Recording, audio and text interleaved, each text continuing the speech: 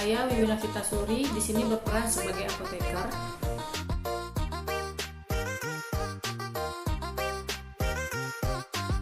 Assalamualaikum warahmatullahi wabarakatuh. Perkenalkan, kami dari kelompok 6. Saya Sri Yohanda Putri berperan sebagai dokter.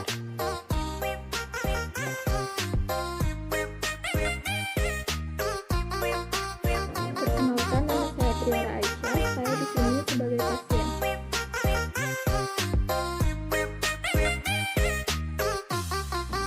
Perkenalkan, saya Sapra Media. Saya berperan sebagai asisten apoteker.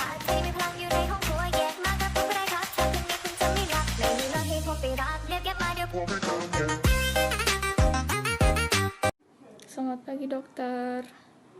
Iya, selamat pagi Ibu. Silakan masuk. Silakan duduk ya Bu ya. Ada yang bisa saya bantu Bu? Jadi gini, dok. Saya sering merasa mual, pusing, gampang capek, terus juga kaki dan tangan saya juga bengkak, dan kalau buang air kecil tuh sedikit sekali, dok. Oh, dari gejala yang Ibu sampaikan tadi, kalau saya boleh sarankan, saya menyarankan Ibu untuk melakukan cek laboratoriumnya dulu. Karena nanti setelah hasil laboratoriumnya keluar, nanti baru kita lakukan pemeriksaan lebih lanjut. Oh, jadi saya harus periksa ke labor dulu ya, dok? Iya, terkait gejala-gejala yang Ibu sampaikan tadi. Oh, kalau begitu baik, dokter. Permisi dulu ya, dok. Oke, baik Ibu. Permisi, dok. Mari Ibu silakan masuk Ibu, dan silakan duduk dulu ya Bu ya. Gimana Ibu, hasil laboratoriumnya udah keluar? Ini hasil laboratorium saya, dok. Oke, ini hasil laboratoriumnya ya Bu ya. Oh, kalau saya lihat dari hasil labornya, di sini ada masalah pada ginjal Ibu, dan Ibu didiagnosa mengalami penyakit ginjal. Tapi Ibu jangan cemas dulu, nanti saya akan resepkan obat. Dan setelah saya resepkan obat ini, nanti Ibu bisa tebusnya di apotek ya Bu ya. Setelah Ibu tebus di apotek, saya sarankan Ibu banyak-banyak istirahat, kemudian obatnya diminum secara rutin dan tepat waktu ya Bu ya. Ini resep sama hasil laboratoriumnya.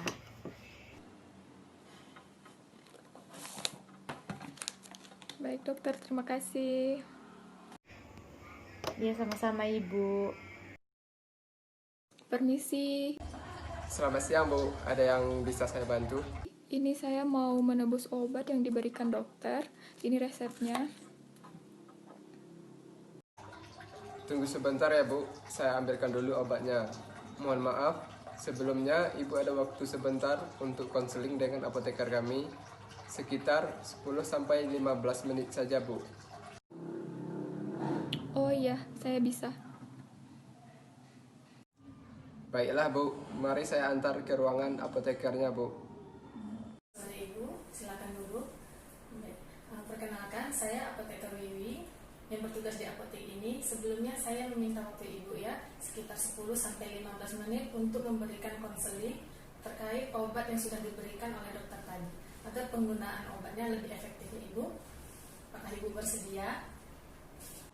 Baik, Bu, saya bersedia.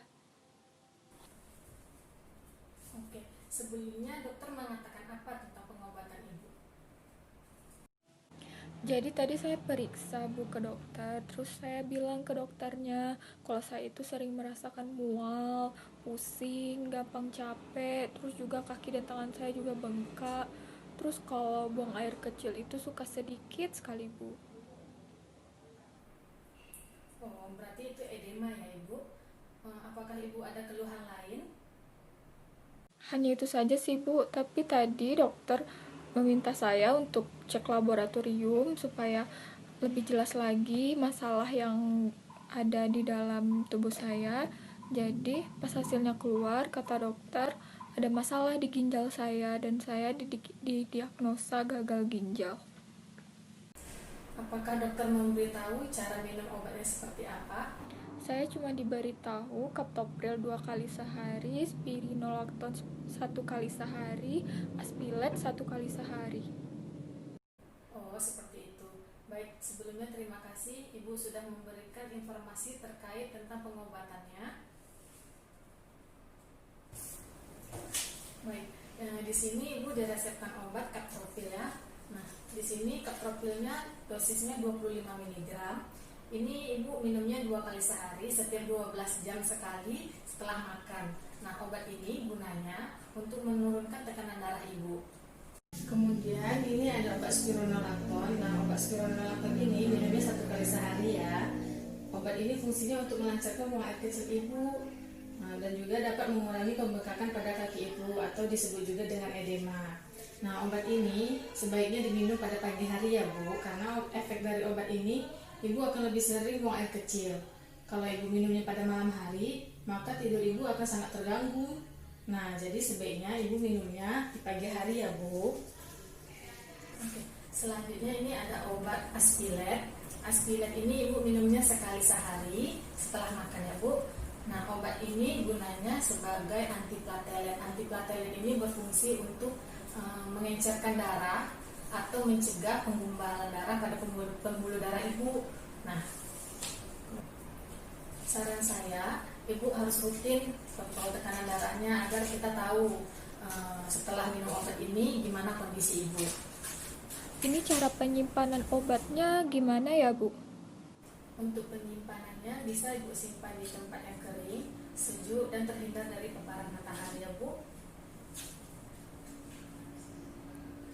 Di sini Ibu harus hindari dulu stres ya Bu, agar tekanan darah Ibu tetap stabil. Baik, apakah Ibu sudah paham sama yang saya jelaskan tadi?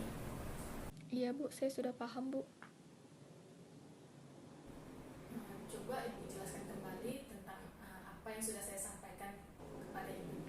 Jadi ini Captopril 2 kali sehari setiap 12 jam saya minum setelah makan. Captopril ini gunanya untuk menurunkan tekanan darah saya. Terus juga ada spironolakton. Saya minum 1 kali sehari. Sebaiknya saya minum di pagi hari setelah makan, karena ini untuk melancarkan buang air kecil saya. Dan Aspilet 1 kali sehari setelah makan. Aspilet ini untuk mengencerkan darah.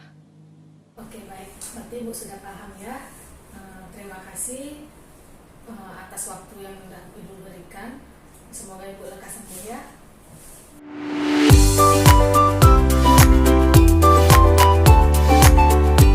Farmakoterapi penyakit. Definisi: gangguan ginjal akut atau acute kidney injury dapat diartikan sebagai penurunan cepat atau secara tiba-tiba pada fungsi filtrasi ginjal. Kondisi ini biasanya ditandai oleh peningkatan konsentrasi kreatinin serum atau azotemia, yaitu peningkatan konsentrasi bone. Akan tetapi biasanya segera setelah cedera ginjal terjadi. Kemudian tingkat konsentrasi bone kembali normal. Sehingga yang menjadi patokan adanya kerusakan ginjal adalah penurunan produksi urin. Acute kidney injury atau AKI adalah penurunan cepat laju filtrasi glomerulus yang umumnya berlangsung reversibel, diikuti kegagalan ginjal untuk mengekskresikan sisa metabolisme nitrogen dengan atau tanpa gangguan keseimbangan cairan dan elektrolit. Gejala dan tanda. Pertama, penderitanya mengeluh mual dan muntah. Kedua, pembengkakan kaki atau pembengkakan yang menyeluruh. Ketiga, penderita menunjukkan adanya nyeri pada bagian perut.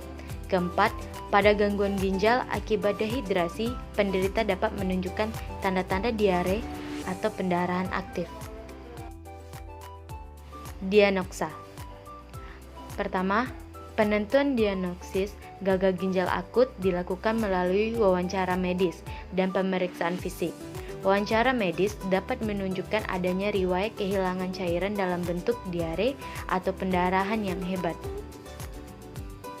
Kedua, penderita gagal ginjal akut juga dapat mengeluhkan adanya penurunan jumlah urin yang dikeluarkan. Selain itu, pada pemeriksaan fisik dapat dijumpai adanya tanda dehidrasi dan pada gangguan ginjal yang berat dapat dijumpai penurunan kesadaran.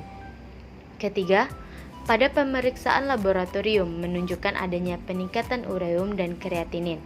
Pemeriksaan urin juga diperlukan untuk menentukan penyebab gangguan ginjal.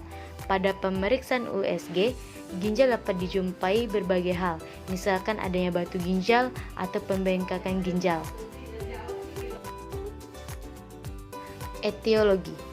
Etiologi AKI dibagi menjadi 3 kelompok utama berdasarkan patogenesis AKI, yaitu yang pertama, penyakit yang menyebabkan hipoperfusi ginjal tanpa menyebabkan gangguan pada parenkim ginjal. Kedua, penyakit yang secara langsung menyebabkan gangguan pada parenkim ginjal. Ketiga, penyakit yang terkait dengan obstruksi saluran kemih. Angka kejadian penyebab AKI sangat tergantung dari tempat terjadinya AKI.